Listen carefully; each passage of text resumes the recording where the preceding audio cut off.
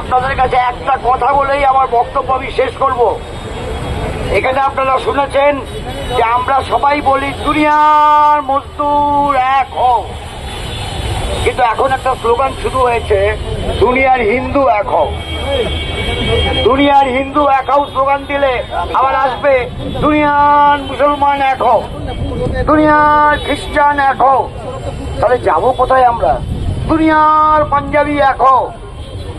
তাই বন্ধুগণ, সজাগ থাকতে হবে, সচেতন থাকতে হবে, এবং কোন কথা কারা কেন বলছে এটা বুঝে নিতে তারপর তার সমর্থন বা বিরোধিতা করতে হবে। পশ্চিম এশিয়ার মতো ওয়ার থিয়েটার করতে চায়, আমরা পশ্চিম এশিয়ার মতো আমাদের দক্ষিণ এশিয়াকে এই থিয়েটারে পরিণত করতে দেব না, এই শপথ আমাদের নিতে হবে।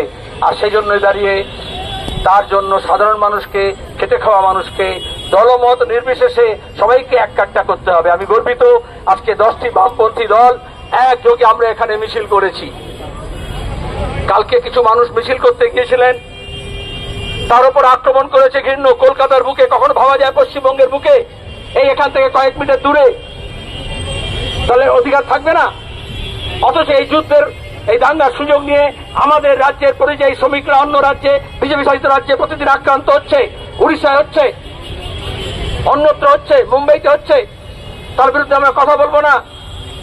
আমরা চাই দেশের সরকার আমাদের যারা ইন্টারনাল মাইগ্রেন্ট, এই দেশের, এই রাজ্যের মানুষ, অন্য রাজ্যের মানুষ যে যেখানে গিয়েছে তাদেরও নিরাপত্তার দায় এবং দায়িত্ব সংবিধান অনুযায়ী তাদের উপরে পড়ে এবং সেটা দায়িত্ব পালন করবেন। এ কথা বলে আপনাদের সবাইকে ধন্যবাদ জানিয়ে একবার শেষ করছি। তাহলে এটা বুঝতে হবে যারা আমরা কেন বললাম, আমরা চেয়েছিলাম সন্ত্রাসবাদকে শিক্ষা দিতে হবে, সন্ত্রাসবাদকে নির্মূল করতে হবে, সন্ত্রাসবাদের ঘাঁটি ভাঙতে হবে, এবং এই দক্ষিণ এশিয়ার কোনো দেশই যাতে প্রতিবেশী দেশে উস্কানি দেওয়ার মতো কাজ না করে। শান্তি চাই আমরা, কিন্তু কেউ কেউ বাণিজ্য চায়, ব্যবসা চায়। এবং বোঝা গেল আমাদের দেশের যারা পুঁজিপতি, পাকিস্তানের যারা পুঁজিপতি, আমাদের উভয় দেশেই সরকার আমরা মনে করি তাদের স্বার্থ দেখবে। সুতরাং যেই মুহূর্তে বললো তাহলে যারা একেবারে এমন অবস্থা ছিল যে আমরা যারা শান্তির কথা বলছিলাম আমাদেরকে প্রতিদিন গাল দিচ্ছিল, তাদের এখন দুঃখ প্রকাশ করা উচিত নিজেদেরকে।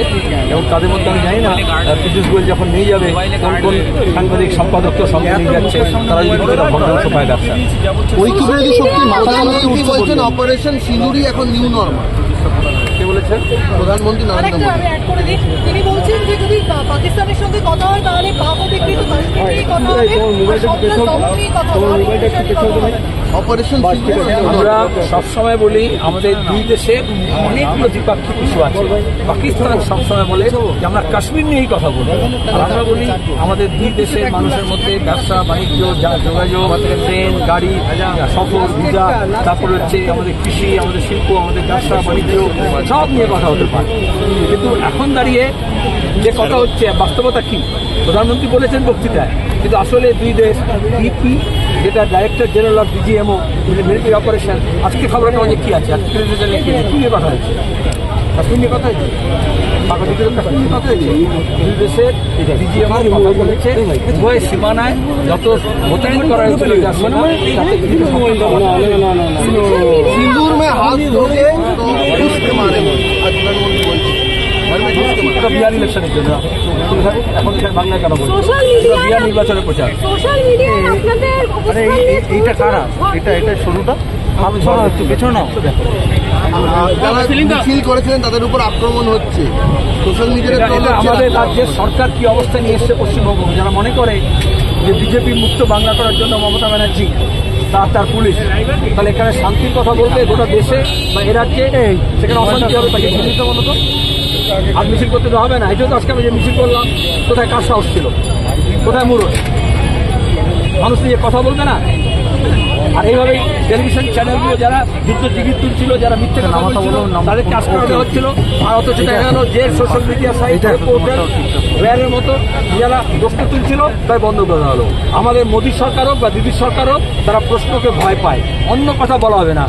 বিরোধী যদি কথা না থাকে, আমাদের বিদেশ সচিব কি বলেছে, পাকিস্তানকে শিখতে হবে যে বিরোধী কণ্ঠস্বর থাকা মানে হচ্ছে আমাদের প্রশ্ন করার সুযোগ থাকা মানে হচ্ছে আমাদের দেশে গণতন্ত্র আছে। আমরা দেশটাকে পাকিস্তান করতে চাই না। বিদেশ সচিবও তো রেহাই পাচ্ছেন না। তো বদলা চাই, পাহেলগামে যে ঘটনা- এখানে হচ্ছে দুর্ভাগ্য। প্রধানমন্ত্রীর প্রথমে উচিত ছিল ওই ট্রোল ব্রিগেড, দক্ষিণপন্থী যারা আছে, হিন্দুত্ব যারা বাদী আছে, তাদেরকে প্রথমে সমালোচনা করা।